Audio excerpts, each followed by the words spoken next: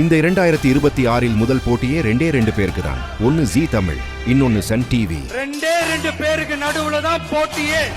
நமக்கேத்த மாதிரி ஜீ தமிழ்ல சூப்பரா ப்ரோமோட் பண்றாங்க.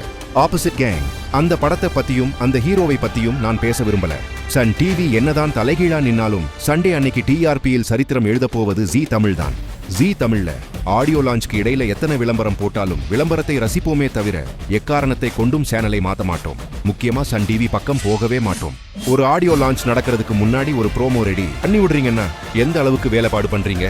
அப்புறம் உங்கள் ஆடியோ லான்ச்சுக்கு கமல் வராரு, ரஜினி வராரு என்று ஒரு ரூமர்ஸ் பரப்பிட்டு இருந்தாங்க.